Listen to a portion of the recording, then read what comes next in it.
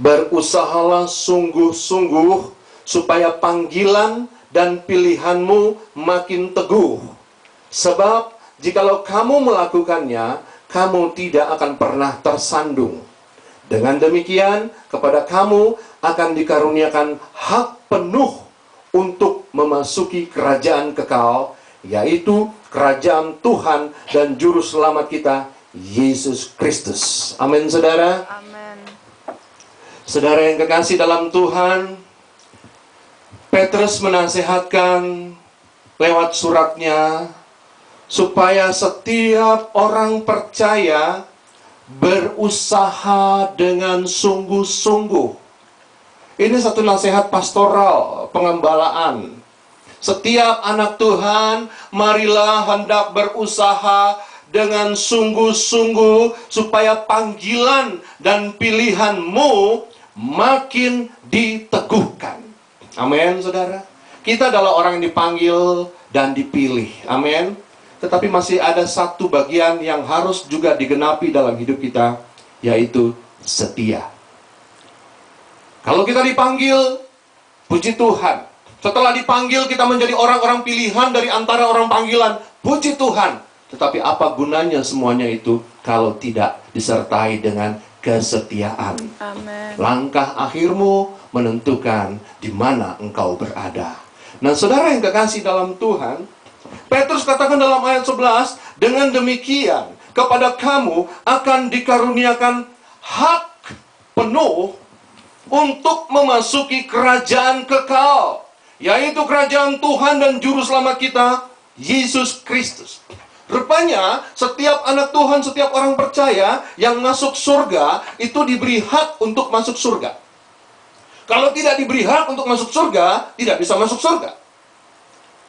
Diberi wewenang, diberi hak. Nah, di dalam ayat yang ke-11, kalau saudara melihat,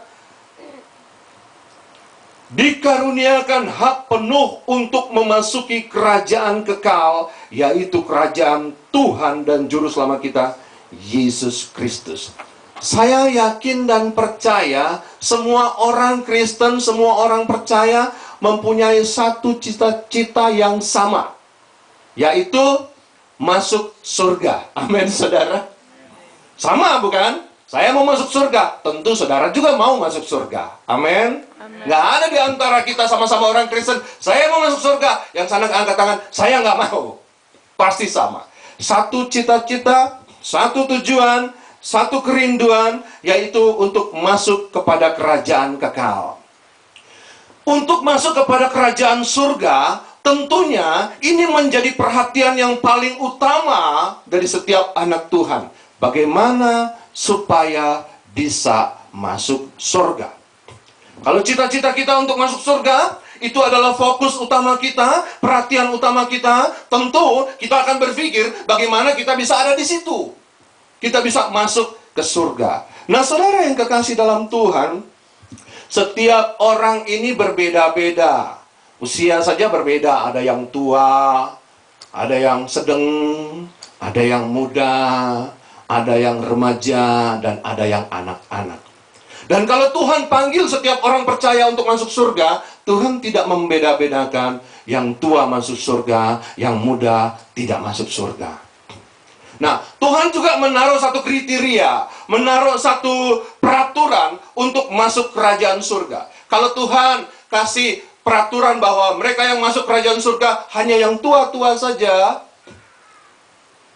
maka kasihan orang muda dan anak-anak. Mereka yang sudah punya pemikiran bijaksana baru boleh masuk surga. Lah bagaimana dengan orang muda dan anak-anak?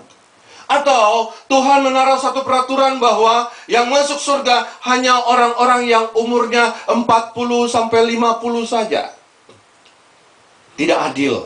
Tetapi Tuhan menaruh satu peraturan yang masuk kerajaan surga, yaitu mereka yang seperti anak-anak.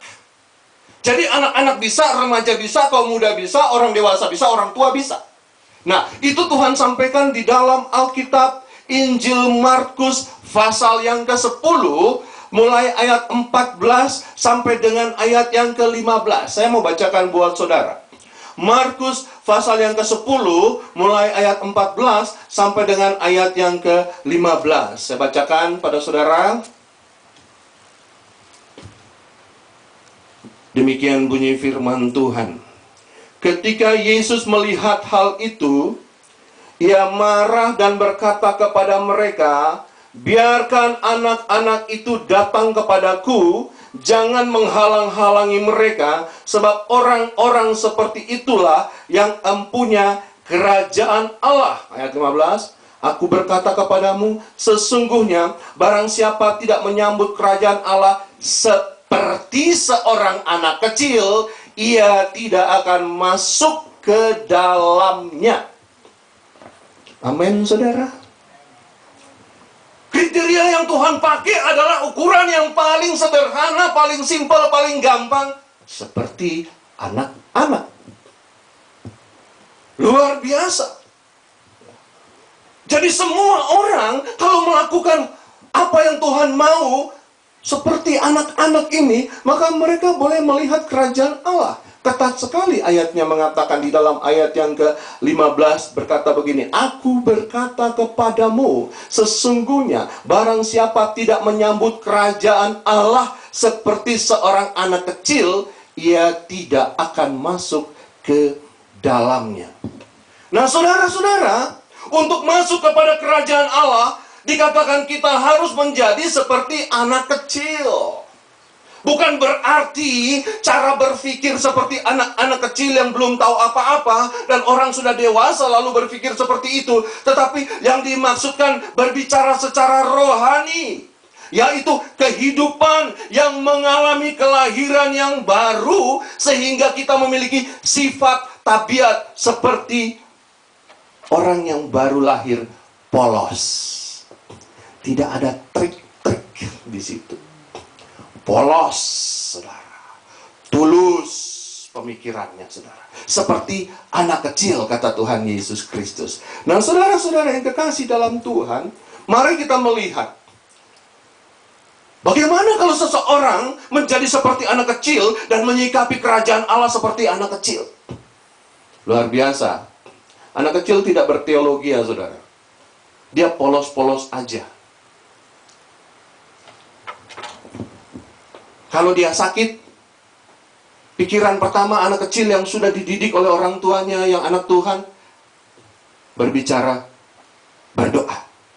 Dan kalau dia berdoa pada waktu sakit, dia berdoa yang paling simpel, paling sederhana, paling gampang, yang paling gampang dia tahu, yang setiap hari dia lakukan. Dia berdoa apa? "Tuhan, berkatilah makanan ini." Amin. Doa yang paling sederhana, padahal dia dalam kondisi sakit, tapi dia tahu berdoa. Tapi doa yang dia tahu adalah, "Tuhan berkati makanan ini." Dan Tuhan tahu apa yang dia maksudkan, apa yang dia pikirkan. Nah, saudara, polos, saudara. Seorang anak kecil adalah cara berpikir yang polos. Nah, yang pertama kita melihat apa yang terjadi dari diri seorang anak kecil di dalam menyikapi kerajaan Allah. Saya mengajak saudara melihat bagian pertama yang masih saya ambil dari kitab Petrus. Tetapi di dalam 1 Petrus pasal yang ke-2. 1 Petrus pasal yang ke-2. Saudara membuka Alkitab saudara 1 Petrus pasal 2, ayatnya yang ke-2. 1 Petrus 2, yaitu ayat yang ke-2. Saya bacakan demikian bunyi firman Tuhan. "Dan jadilah sama seperti bayi yang baru lahir, yang selalu ingin akan air susu yang murni dan yang rohani, supaya olehnya kamu bertumbuh dan beroleh keselamatan." Saudara lihat, seorang anak kecil, seorang bayi yang baru lahir, selalu rindu akan air susu yang murni dan yang rohani. Dia kalau nggak dikasih susu, dia menangis. Tandanya dia haus. Dia lapar. Nah, saudara, ini berbicara apa, saudara? Rindu air susu yang murni dan rohani itu, ini berbicara tentang firman Allah. yang memberi pertumbuhan. Firman